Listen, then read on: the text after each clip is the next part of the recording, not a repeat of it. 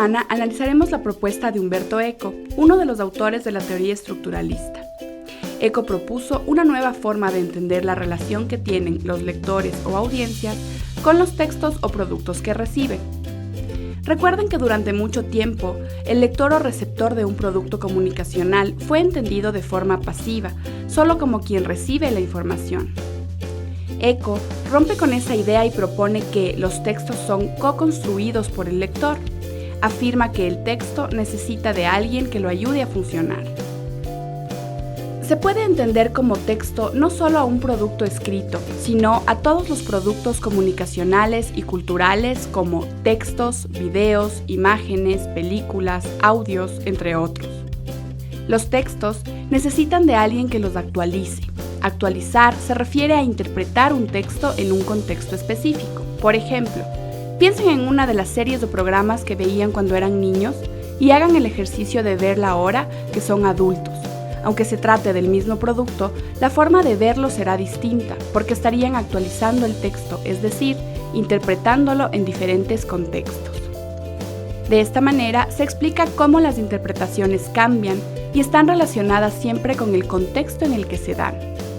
Entonces, para Eco, los textos son una cadena de artificios expresivos que el destinatario debe actualizar y propone que la interpretación tiene un carácter infinito. Pensemos en cómo un mismo texto puede ser leído por varias personas y cada una de ellas puede realizar una interpretación diferente. Eco propone que los textos o productos están plagados de elementos no dichos, por ello, se requiere un lector activo que los actualice y realice un trabajo de inferencia. Sin embargo, se necesitan ciertas condiciones para que el lector pueda decodificar un texto. Entre ellas la competencia lingüística, es decir, manejar el mismo lenguaje. También la competencia circunstancial diversificada. Esto se refiere a la capacidad de entender los códigos sociales y elementos de la comunicación no lingüística, como pueden ser gestos u otros elementos de la comunicación no verbal. Eco propone varios conceptos, entre ellos el de autor modelo. Se trata de quien genera el texto o producto. Piensen en cómo cada persona va seleccionando sus autores modelos.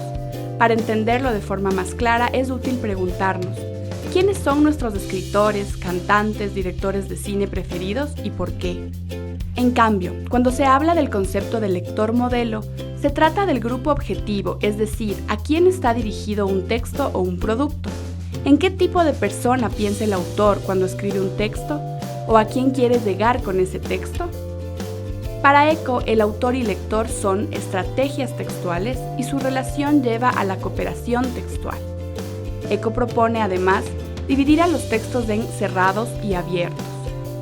Los textos abiertos son aquellos que pueden ser interpretados por un mayor número de personas. Un ejemplo de ello son los spots publicitarios que están construidos con narrativas simples. Piensen en otros ejemplos de textos abiertos, como pueden ser los libros de autoayuda, textos que proponen fórmulas básicas para entender y solucionar problemas. Por otro lado, los textos cerrados, en cambio, requieren que el autor tenga ciertos conocimientos específicos para poder interpretarlos de manera adecuada. Se trata de textos especializados que no pueden ser interpretados con facilidad por un gran número de personas, por ejemplo, los textos de medicina u de otras áreas de especialización. Ahora, la división de los textos en cerrados y abiertos puede ser polémica, puesto que no existen textos abiertos o cerrados en sí mismos.